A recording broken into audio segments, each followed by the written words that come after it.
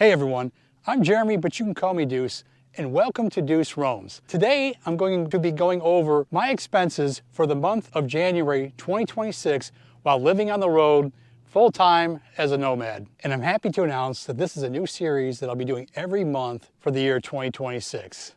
And before we get into January specifically, I want to give you guys the big picture. My goal for all of 2026 is to keep all of my expenses below $24,000 or less. That works out to be about $2,000 a month on average, but real life doesn't quite work that way, as we all know. Some months will be higher, some will be lower, but what really matters is what it is at the end of the year. How we get to $24,000 is going to be a really fun ride, and I'm happy to share it with you guys. And before we get into my actual numbers, I'm curious of what you guys think I need to live on for a full year. Drop it in the comments. It'll be really fun to look back at the end of the year to see how many were right, how many were close, how many were way off on both sides of the spectrum. And I'd like to add one quick note for context before we get into it, is that I have no loans or monthly payments that are recurring. So this is pure expense. So if you have, an RV or a car payment or whatnot, you would need to add those on to what I'm spending. I also prepay things like my auto insurance and even my cell phone. So if you're not seeing auto insurance or RV insurance on there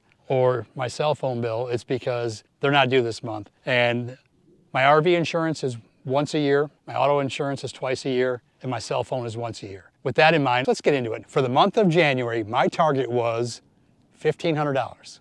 Now, I didn't quite hit it, but I didn't blow past it either. Let's go through the categories one at a time, and then I'll give you the grand total at the end. And I'm gonna read this off my notes because I don't have this all memorized for you guys, but for food and groceries, I came in at $669.71 for the month of January. Now this includes everything that I put into my stomach. And outside of my insurance renewal months, food and groceries will most likely be the largest expense I have each and every month. The next category I have is transportation. Now this cost includes everything from charging my truck to toll passes, anything related to traveling and just moving while we're on our adventures and on this journey. That's what this category is for. That total came in at $217.21, with approximately 13 of that being my monthly membership to Tesla, which provides me with a severely discounted rate versus not having the membership. And honestly, for me, one charge more than pays for that fee. So that's not bad. I've done better. I didn't do a whole lot of moving, but just over $200 for me to move around. I'm overall pretty satisfied with that expense for the month. The next one is connectivity. And this one's pretty easy for me. I don't even have to look at my phone for how much that cost was. I love my high-speed internet from Starlink, and I can have internet everywhere I travel, even if I'm at SOS on my cell phone. But with that, it is pretty expensive.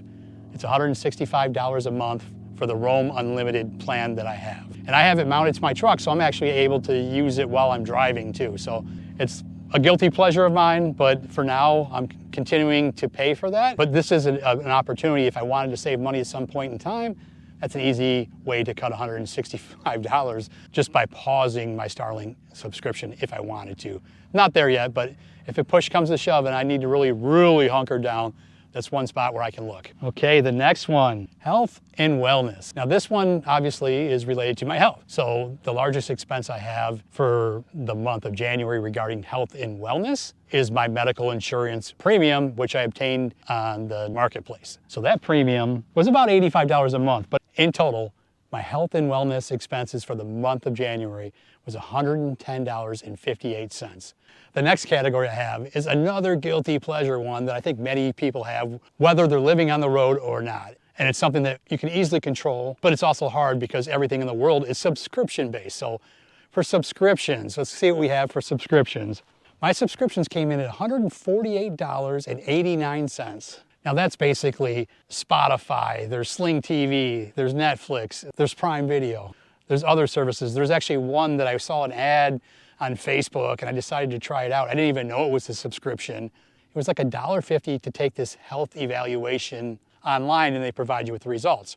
What I didn't realize when I signed up, that it hit me for $39 a month. It was too late for me to cancel. I tried to dispute it. Since I agreed to it without knowing, that's on me. And that's why subscriptions can be pretty tricky. My goal for February is definitely to cut the subscriptions down below $100. And honestly, if I can get it below 50 at some point, that'd be great. Okay, now we're getting into camping expenses. And this is one that, before I hit the road, You know, I allocated, I think, like $900 a month just for camping expenses. And that actually would include not just lodging fees, like campsite fees, etc., but also things to, you know, for my rig, for repairs, whatnot, or just gear that you might need. It's turned out that expense has been a lot less than what I expected before I hit the road, to the point where it's actually helped me reduce my costs quite a bit more than I expected. And with that, for the month of January 2026, I want you to guess how much I spent on camping fees. Like I said, and that's gear and sites.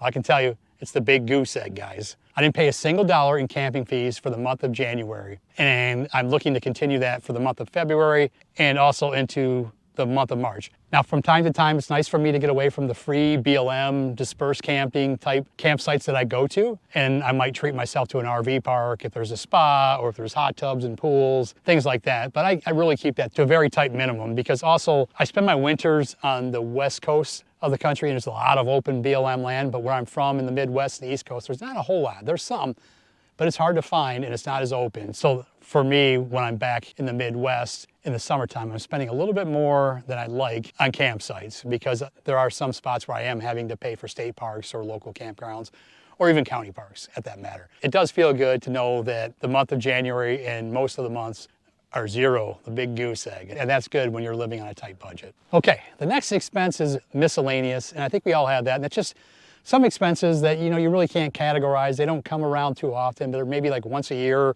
They're very much one-off expenses. For the month of January 2026, for miscellaneous expenses, I spent $228.18. That was actually a mix of a few things. One, there were some birthday gifts for people in my family that had birthdays.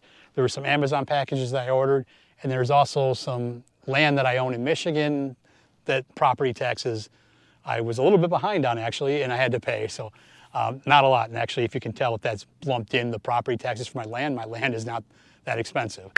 So I know I'm rambling a lot, but this is just things I wanted to share with you guys in this first video. So now that we went through all the categories, I'm going to give you guys the grand total. And like I said, my budget for the month of January was $1,500. I spent a total of $1,531.58. So that means I just went a little bit above $30 over my budget, which overall, for my goal of $24,000 for the year, I'm very much on track. For February, I'm looking to go below the $1,500 target that I have for that month. There's actually less days in February too. That for sure will help.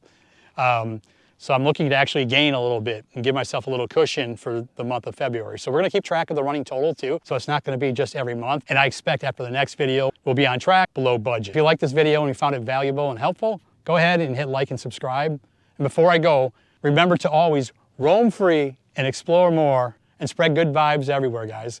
I'll catch you on the next video. Peace.